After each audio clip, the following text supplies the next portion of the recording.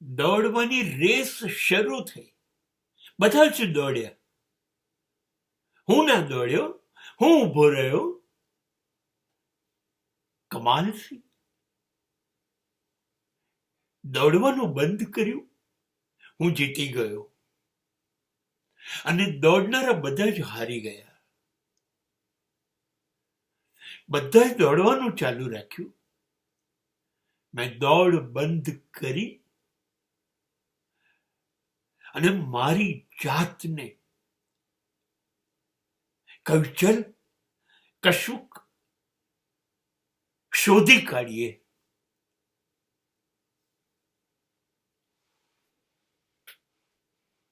હું શોધમાં નીકળી ગયો. જંગલોમાં, પહાડોમાં, ગુફાઓમાં, નદી કિનારે, સમુદ્ર કિનારે. ના ના, ક્યાંય નહીં. હું રેસમાંથી બહાર નીકળી ગયો. હું મારે એક ઓરડામાં બેસી ગયો. મારી જોડે જોડાઈ ગયો. મને ઓળખવા માંડ્યો. પહેલા શરૂઆતમાં તો મારી જોડે વાતો કરવાનું શરૂ કર્યું. પછી એ પણ બંધ કરી દીધું. હું મારી સાથે હવે નથી બોલતો.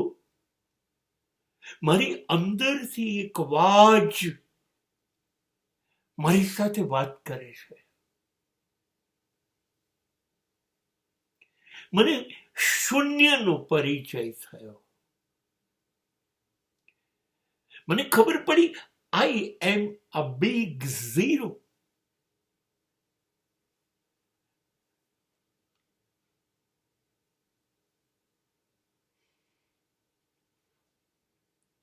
હું ક્યાં કાચો છું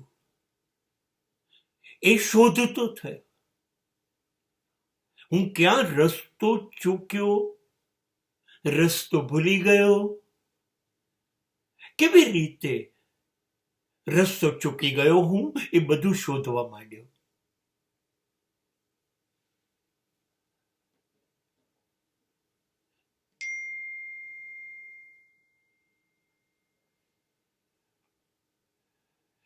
જ્યાં સુધી હું મારી સાથે વાત ન કરું, જ્યાં સુધી હું મને જોયા ન કરું, ત્યાં સુધી મને ખબર કેવી રીતે પડે કે હું કેવો છું, હું કેવો હતો, ને મારે શું સુધારા કરીને કેવો હોવો જોઈએ હું. નહીં, આ બધું હું શોધવા નીકળ્યો. મેં ઈશ્વરને તો શોધવાનું બંધ કરી દીધું.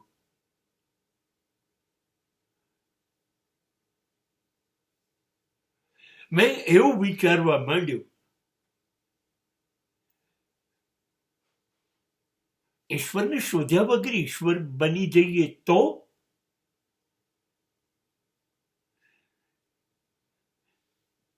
તો મારી અંદરથી જવાબ આવ્યો, હા હા હા, તો ઈશ્વર જ છું. કેમ કે દરેક આત્મા એ પરમાત્મામાંથી છૂટો પડેલો છે ને. એ આત્મા શરીરમાં છે તો પરમાત્મામાંથી છૂટો પડેલો આત્મા એ પરમાત્મા જ હોય. જવાબ સાચો હતો. પણ આત્માએ પરમાત્મા બનવાની લાયકાત કેળવવી પડે. બસ હું એ લાયકાત શોધી રહ્યો છું. હજી મને સ્ત્રીઓ ની કામ વાસના ના સેક્સમાં હજી રસ છે. હજી મને બહુ જ ગુસ્સો આવે છે કોઈ પણ વાતમાં. હજી મને ઈર્ષ્યા થાય છે. હજી હું લાલચું છું, લોભી છું. હજી મને બધી જ વસ્તુઓની જોડે મોહ છે.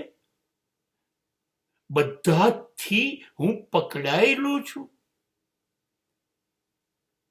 મારાથી બધું પકડાઈ ગયું છે. બધા પકડાઈ ગયા છે, એ છૂટતું નથી. તો કેવી રીતે હું ઈશ્વર બનીશ? સાચે સાચ બસ હું આ શોધમાં નીકળી ગયો. એટલે હું જીતી ગયો કે જે દિવસે આ શોધમાં હું નીકળ્યો છું, પણ પહોંચી જઈશ, ત્યારે હું માનવ નહીં હોઉં, હું મહામાનવ હઈશ.